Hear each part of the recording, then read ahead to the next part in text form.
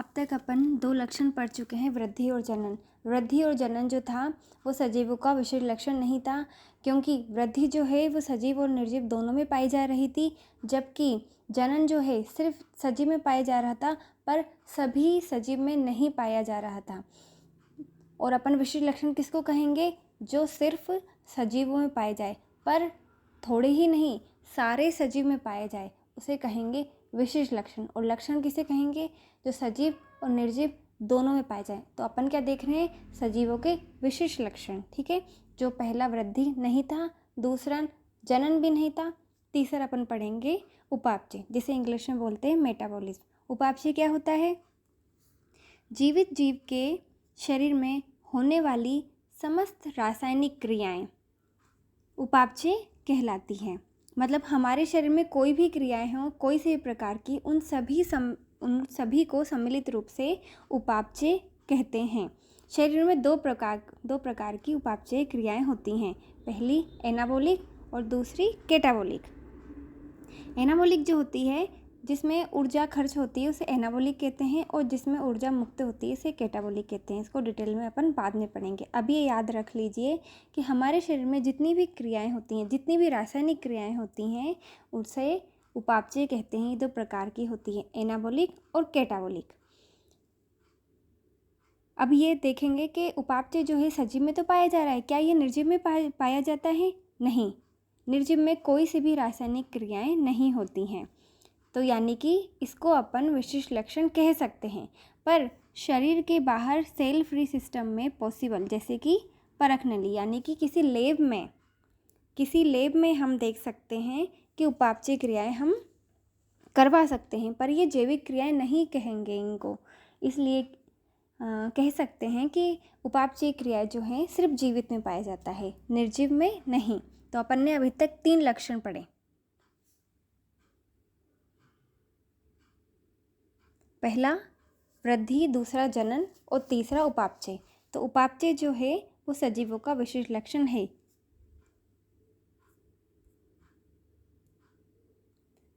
अगला लक्षण देखेंगे अपन संवेदना तथा अनुकूलता।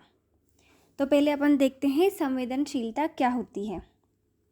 हमारे आसपास कोई भी भौतिक या रासायनिक परिवर्तन होता है या पर्यावरण में बदलाव आने पर हमारा शरीर में क्या अनुकूलन होता है, क्या संवेदना होती है, उसे कहते हैं संवेदनशील। यानी कि हम किसी चीज़ को सेंस कर सकते हैं, उसे अनुभव कर सकते हैं।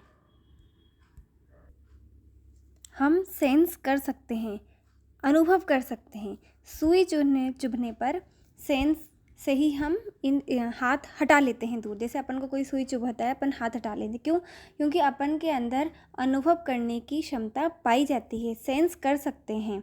वैसे ही जैसे कि प्लांट होते हैं कुछ, जैसे कि छुई मुई मान लो, उसको टच करने पर उसमें अनुभव होता है और वो मुरझा सी जाती है, सिकुड़ जाती है।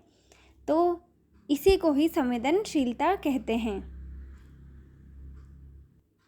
अगर इसको एक लाइन में बोलें तो बाहर के वातावरण के अकॉर्डिंग जो हमारे शरीर में चेंज आते हैं उसे कहते हैं संवेदनशीलता। और ये भी सजीवों का विशेष लक्षण है, क्योंकि निर्जीवों में संवेदनशीलता नहीं पाई जाती है। कभी आपने देखा पेन या किताब को छूने से वो सिकुड़ जाएगी? नहीं, क्योंकि उसमें सेंस नहीं पाया जाता है, संवेदनशीलता नहीं पाई जाती है।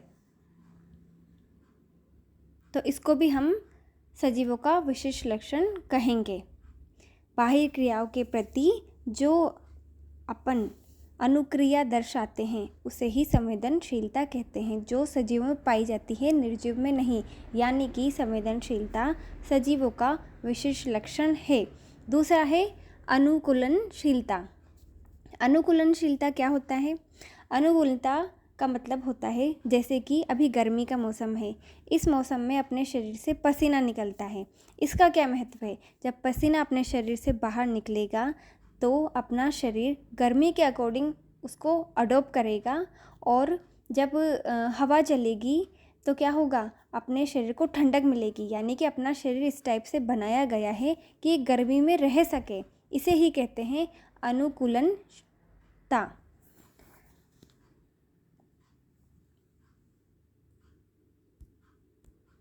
जैसे कि आपने देखा होगा कि सर्दियों में अपन कपकपी छूटती है जब सर्दी लगती है, तो उस कपकपी का मतलब क्या होता है, अपने शरीर जो है वो ऊर्जा मुक्त करती है, जिसकी वजह से अपने शरीर में गर्मी पैदा हो, टेम्परेचर जो है अपने शरीर का वो मेंटेन रहे। तो ये चीज़ें जो होती हैं, ये अपने शरीर में जो ये खासियत पाई जाती है उसे कहते हैं अनुकूलनता, जो कि सिर्फ सजीवों में पाई जाती है। ये लक्षण क्या निर्जीव में पाए जाते हैं? बिल्कुल नहीं। क्या निर्जीव को सर्दी लगती है? क्या किसी पेन या रजिस्टर से पसीना आता है? नहीं।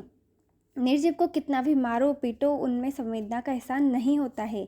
निर्जीव को गर्म करोगे तो वो गर्म हो जाएगा, फ्रिज में रखेंगे तो वो ठंडा हो जाएगा। यानी कि गर्मी या सर्दी के हिसाब से वो अपन खुद को वो अनुकूलन नहीं बना पाता है, ठीक है, क्योंकि उसमें अनुकूलनता नहीं पाई जाती है, क्योंकि ये सिर्फ सजीवों में पाई जाती है, इसलिए यह भी सजीवों का विशिष्ट लक्षण है। अनुकूलनता को हम इस तरह भी समझ सकते हैं कि बाह्य वातावरण क्या होता है। वातावरण में टेम्परेचर जो होता है, प्रकाश की कितनी मात्रा होती है, यही सब ना। तो इनके प्रति हम लोग क्या करते हैं, अनुक्रिया करते हैं। जैसे बहुत सारे जंतुओं का प्रजनन काल मौसमी होता है, जिन्हें हम सीजनल ब्रीडर्स कहते हैं। ये सजीव अपने अनुकूलन मौसम पर ही जनन करते हैं, संतान उत्पन्न करते हैं। उनमें ये कैसे पता चलता है कि हमारे लिए ये अनुकूलन है, अब समय आ गया है? प्रकाश की मात्रा पर डिपेंड करते हैं, क्योंकि ये तो प्रकाश की मात्रा के आधार पर वह अनुकूलन होते हैं और जनन करते हैं। ऐसा जंतुओं और पौधों दोनों में ही पाया जाता है। जैसे कि गेहूं का पौधा कुछ ही समय लगता है, साल भर नहीं लगता, क्योंकि वो सीजनल ब्रीडर होता है गेहूं का पौधा, यानी कि वे वातावरण के प्रति अनुक्रिया करते हैं। जब उनमें दीप्तिकालिता आता है तभी वो ग्रो करते हैं, वरना वो ग्रो नहीं करते हैं, क्योंकि वो बाहर के वातावरण के अनुसार अपने शरीर की अनुक्रिया करते हैं, अनुकूलन करते हैं। तो ये हुआ अनुकूलनता, जो कि सजीवों में ही पाया जाता है, निर्जीव में नहीं। तो ये दोनों लक्षण भी सजीवों के विशिष्ट लक्षण हैं। तो अगला हम पढ़ेंगे जीवन चक्र। जीवन चक्र क्या होता है, हम इसको इस तरह से समझते हैं कि हम सबका जितने भी ऑर्गेनिज्म होते हैं, जितने भी लिविंग ऑर्गेनिज्म होते हैं, इंसान हो चाहे एनिमल हो चाहे प्लांट्स हो, हम सबका एक लाइफ स्पैन होता है। लाइफ स्पैन यानी कि जितने साल हम जीते हैं, अल्टीमेटली क्या होता है, सब मर जाते हैं। अब ह्यूमन बीइंग इमेजिन कर लेते हैं कि हम 60 से 70 साल जिएंगे। 60-70 साल जीने के बाद क्या होगा, they will die, particular human being will die. इसी तरह एनिमल्स एंड प्लांट्स में भी ऐसा होता है। होता यह है कि रिप्रोडक्शन नहीं होता तो क्या होता, सब अपने लाइफ स्पैन के अकॉर्डिंग जीते और अब जीकर मर जाते। अल्टीमेटली क्या होता, सबकी डेथ हो जाती और प्लेनेट पे कुछ बचता ही नहीं, क्योंकि कुछ प्रोड्यूस ही नहीं होता। तो प्लेनेट पर कोई भी लिविंग ऑर्गेनिज्म आज की डेट में जिंदा ही नहीं होता। इसलिए रिप्रोडक्शन के द्वारा ये अपना लाइफ स्पैन जो है बना है, मतलब एक का है वो फिक्स है, पर लाइफ तो बनी हुई है ना, क्योंकि प्रजनन होता जा रहा है। Thus there is a cycle of birth, growth, reproduction and die। यानी कि पहले किसी भी जीव का जन्म होगा, फिर वो वयस्क बनेगा, फिर वो रिप्रोड्यूस करेगा, फिर वृद्धावस्था आएगी और फिर मृत्यु हो जाएगी। पर जनन के थ्रू जो नया जीव बना वो फिर वापस यही साइकिल चलेगी। इस प्रकार ये साइकिल चलती ही जाएगी और जीवन चक्र एक का 60 या 70 मतलब हर इंसान का फिक्स होता है, हर जीव का फिक्स होता है, उस हिसाब से ये ख़त्म हो जाएगा। और जो नया जीव, जो ऑफ स्प्रिंग बनी, वो अपना जीवन चक्र चलाएगी। इस प्रकार प्लेनेट पर कोई भी जीव हमेशा के लिए ख़त्म नहीं होता है, क्योंकि वो रिप्रोड्यूस करता जाता है। ये हुआ जीवन चक्र। और जीवन चक्र किस में पाया जाता है? सिर्फ सजीवों में। क्या निर्जीव में जीवन चक्र पाया जाता है? क्या एक पेन जनन करके 2 पेन बना सकते हैं? नहीं, क्योंकि जीवन चक्र सिर्फ सजीवों में पाया जाता है। तो ये उपापचय, संवेदनशीलता, अनुकूलनता, इसके बाद जीवन चक्र, ये भी सजीवों का विशिष्ट लक्षण हुआ। अब अगला अपन देखते हैं जीव द्रव्य। जीव द्रव्य क्या होता है? कोशिका के अंदर पाए जाने वाले समस्त द्रव को जीव द्रव्य कहते हैं। हर जीव, चाहे वो कोई भी हो, उसका शरीर कोशिकाओं से मिलकर बना होता है। जैसे कि ये मान लीजिए, ये है कोशिका। कोशिका हर इंसान के अंदर, हर जीव के अंदर, हर पादप के अंदर पाई जाती है, क्योंकि शरीर जो होता है वो कोशिकाओं से मिलकर ही बना हुआ रहता है। चाहे एक कोशिका हो, चाहे 2 हो, चाहे लाखों हो, हर शरीर जो है कोशिका से मिलकर ही बना होता है। अगर कोशिका नहीं होगी तो जीव द्रव्य भी नहीं होगा, और कोशिका जीव द्रव्य नहीं होंगे तो शरीर होगा ही नहीं, वो सजीव कहलाएगा ही नहीं, वो होगा निर्जीव। जिसके अंदर कोशिका नहीं पाई जाती है, जीव द्रव्य नहीं पाया जाता है, वो होगा निर्जीव। तो यह है एक कोशिका। कोशिका के अंदर केंद्रक पाया जाता है। केंद्रक के अलावा इसमें अंतःप्रद्रव्य जालिका पाई जाती है। इसमें माइटोकॉन्ड्रिया पाया जाता है। ठीक है, इसके अलावा इसमें बहुत सारी चीज़ें पाई जाती हैं। गोल्जिकाएँ पाया जाता है, राइबोसोम पाया जाता है, क्लोरोप्लास्ट पाया जाता है। तो कोशिका के अंदर जितना भी द्रव है, जितना भी ये द्रव है, ये सब क्या होगा? ये जीव द्रव्य कहलाएगा, जिसमें सारी जैविक क्रियाएं होती हैं।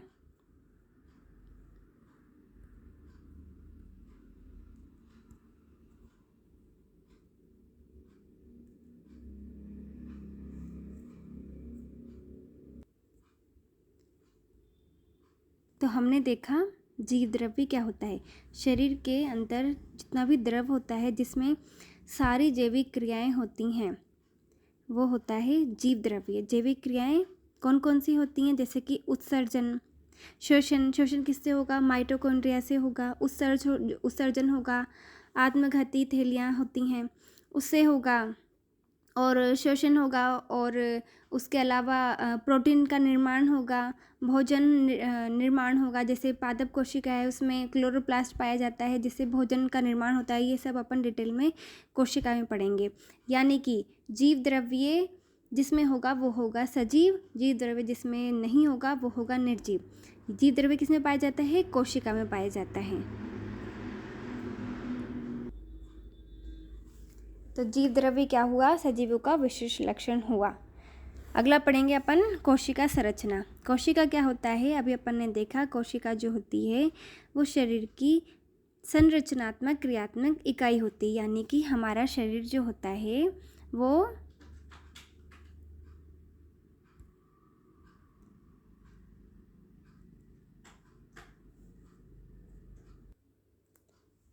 प्रत्येक जीव का शरीर जो होता है वो एक या एक से अधिक कोशिका का बना होता है। अगर वो एक कोशिका से बना होगा तो उसे बोलेंगे यूनिसेलुलर, जैसे कि अमीबा। और अगर वो एक से अधिक कोशिका से मिलकर बना होता है तो उसे कहते हैं मल्टीसेलुलर, यानी कि बहुकोशिकीय। तो सजीव का लक्षण, ये एक विशिष्ट लक्षण होता है कि उसके अंदर कोशिका पाई जाती है।